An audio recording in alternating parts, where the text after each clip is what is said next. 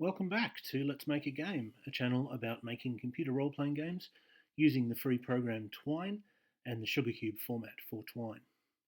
In this video, as in the last few videos, I'm going to be continuing to talk about my work on adapting the board game Mini Rogue to computer format, as well as changing its theme from fantasy to science fiction.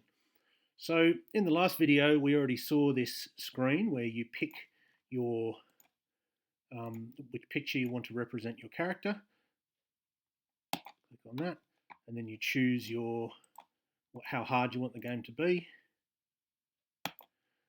And now we see the main setup of the game. The main setup of the game is that there are these 6 cards.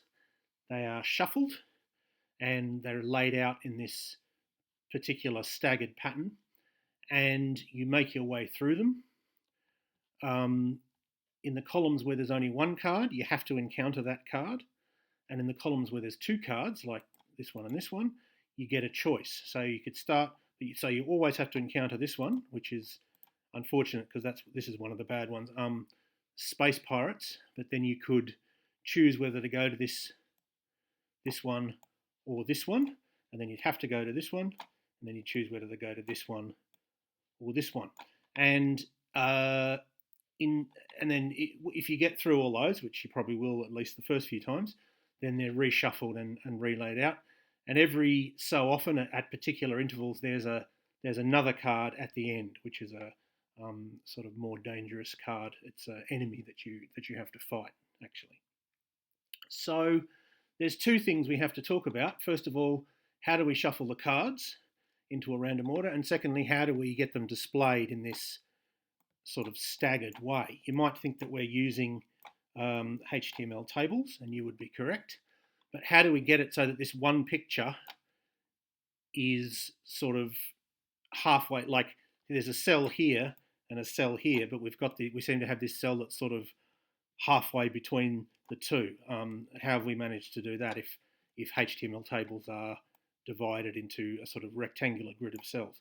Well, that's what I'll be doing next video. In this video, I'm going to talk about how we shuffle the shuffle these cards, and how we ensure that every possible combination is equally likely. In other words, it reflects the randomness that you would get if you were playing the physical version of the game. So let's X out of that and have a look at the code, and I'll show you the algorithm that we use. There's a few different algorithms you could use to shuffle things, but this particular one is one of the most efficient. It gives you a genuinely random, well, I mean, assuming the random number generation is genuinely random, it makes each possibility equally likely, but it does it in a very quick and efficient way. You don't need to keep trying. There's other algorithms where you have to sort of keep looking for an empty slot, and sometimes you won't find it. This doesn't do that. So let's, without further ado, have a look at the shuffle page.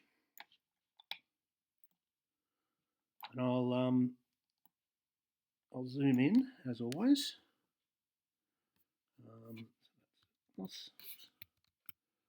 There we go.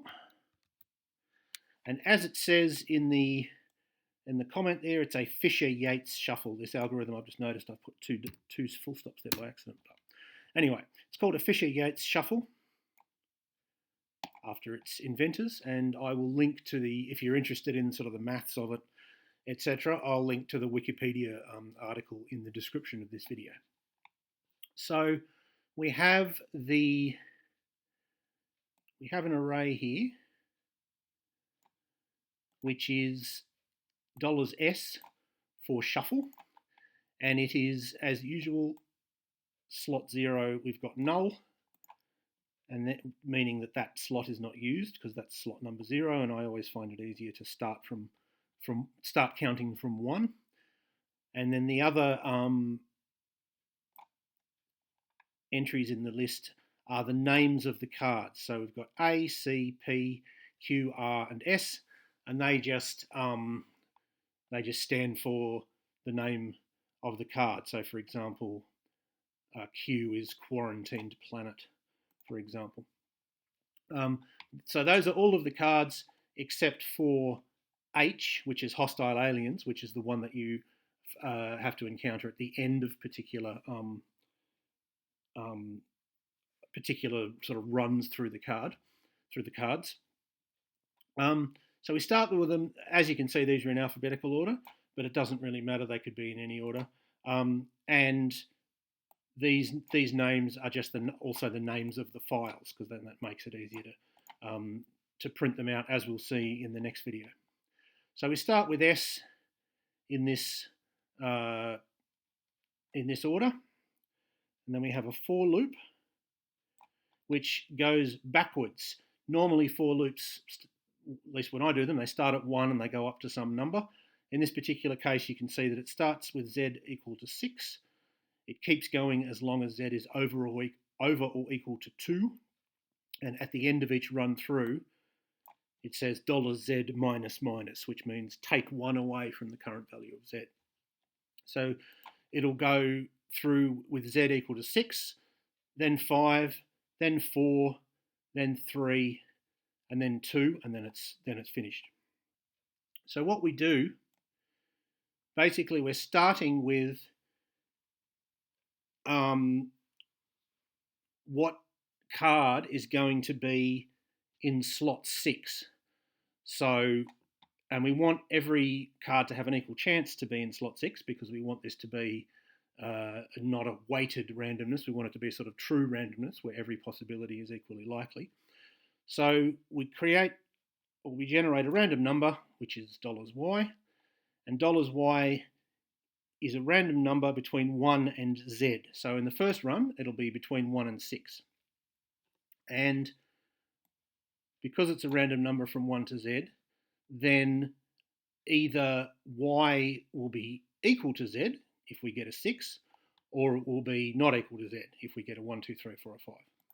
If we get a 6, then we leave things as they are. We count the 6 as meaning, okay, we've chosen S. We want S to be in slot 6. If we roll a 2 or generate a 2, we say, okay, we want a C to be in slot 6. So let's say we generated a 2. Well, we have this code here which says if $y is not equal to Z, then we perform all this code. There's no else, because if Y is equal to Z, we don't need to do anything. We just leave the one that's in there. So if Y is not equal to Z, then we swap the card in position Y with the one in position Z. So if we'd gotten a 2, we would swap the C with the S. So ACPQRS would become ASPQRC. So let's say we got a 2, and this is how you swap. There doesn't seem to be a single command that says swap this one and this one. You have to do it in 3 steps. If there is a command that is a single command that swaps, I'd be interested to know it, because you often have to swap 2 things. But anyway, this is how you do it in the absence of a single command. We have a temporary variable x. So we want to swap sy with sz. So we have a temporary variable x.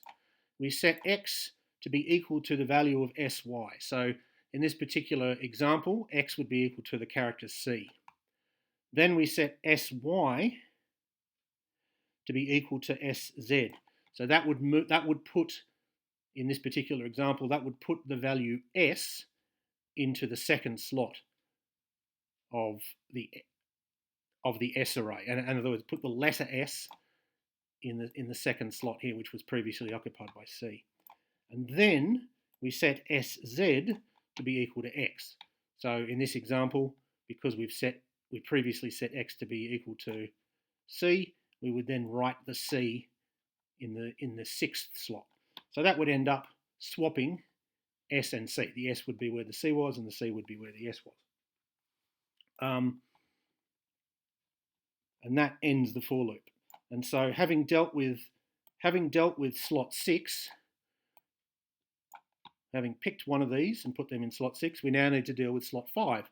And obviously whatever's going to be in slot 5 is not going to be what's in slot 6, because there's no doubling. We're moving around. We're sort of treating it as if we're moving around objects. So we don't want to have any repeated objects. We want every object to appear exactly once. So we say, right, slot 6 is finished. Now we're going to go to slot 5, and therefore we will choose a random number from 1 to 5. And whichever one we pick goes in the slot where R currently is. So we either leave R as it is, or we swap R with perhaps A or P or whatever it might be. And having done that, we'd then look at number 4. So we'd look at the slot that currently has Q, although it may not have Q, because in the previous two we might have done a swap with that slot. But so in each run through, we're just looking at whatever's left. We're looking at slot Z, so let's say 3. We're looking at the 3 remaining cards, and we're saying, well, each one of those has an equal chance of being in this slot, so we'll pick one of them. And if it's not the one that's currently in there, if $y does not equal $z, then we'll make it so that one is in that slot. And the way we do that is we swap the one we've picked with the slot that we're looking at. And we have to do that for every slot. And then at the end, the final run Z will be equal to 2. So we'll look at the final 2, and we'll either swap those final 2 or we'll leave them as they are. And of course, we don't need to do anything with Z equals 1, because we'd only be dealing with one card, so we know which one's there. So that method is very quick, because you never have any sort of wasted